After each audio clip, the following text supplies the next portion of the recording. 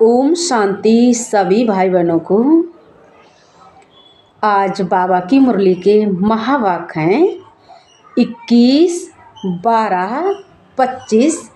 प्रातः मुरली ओम शांति बाप दादा मधुवन। आज की अव्यक्त वाणी है। संगम की बैंक में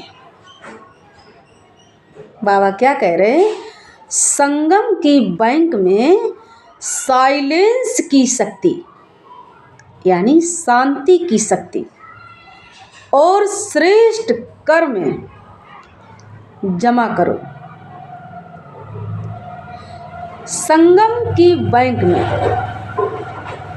संगम युग किसे कहते हैं? जब आत्मा और परमात्मा का मिलन होता है तो उस युग का नाम पड़ता है संगम युग। तो अभी हम आत्माएं प्रभु पिता परमात्मा से मिलन मना रहे हैं, यानी संगम मना रहे हैं। तो बाबा कह रहे हैं कि संगम की बैंक में साइलेंस की शक्ति और श्रेष्ठ कर्म जमा करो, क्योंकि हम जिंदगी में जो भी करते हैं ना कुछ लेके आते हैं और ना ही कुछ लेके जाएंगे।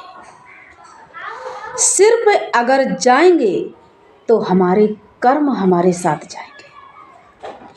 जो हम अच्छा या बुरा कर्म करते हैं वही हमारे साथ जाते हैं। तो बाबा कह रहे हैं कि श्रेष्ठ कर्म करो, श्रेष्ठ कर्म जमा करो।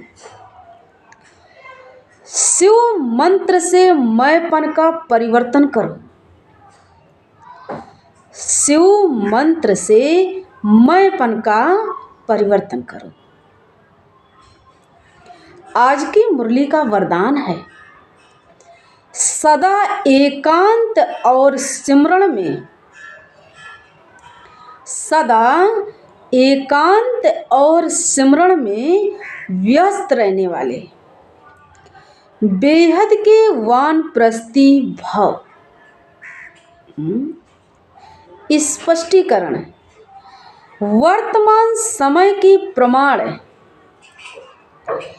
आप सब वानप्रस्थ अवस्था के समीप हो। बाबा क्या कह रहे हैं? वर्तमान समय के प्रमाण आप सब वानप्रस्थ अवस्था के समीप हो, क्योंकि आज की जिंदगी का किसी का भरोसा नहीं है, कब किसको क्या हो जाए। इसलिए बाबा कहते हैं कि समय का इंतजार नहीं करो, अपना इंतजाम करो। वानप्रस्थी कभी गुणियों का खेल नहीं करते हैं, वे सदा एकांत और सिमरण में रहते हैं।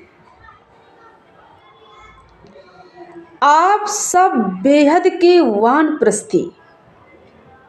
बाबा क्या कह रहे हैं? आप सब बेहद के वानप्रस्थी सदा एक के अंत में अर्थात निरंतर एकांत में रहो। साथ साथ एक का सिमरण करते हुए, साथ साथ एक का सिमरण करते हुए स्मृति स्वरूप बनो। बाबा क्या कह रहे हैं? एक का सिमरण। एक कौन है?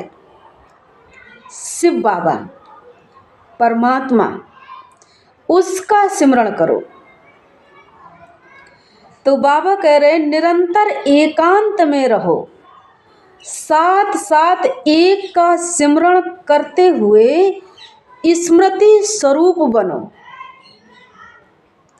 सभी बच्चों प्रति, बाबा क्या कर, सभी बच्चों प्रति बाप दादा की यही शुभ आस है कि अब बाप और बच्चे समान हो जाए। बाप दादा की यही शुभ आस है कि बाप और बच्चे समान हो जाएं। सदा याद में समाये रहें, समान बनना ही समाना है। बाबा क्या करे, समान बनना ही समाना है।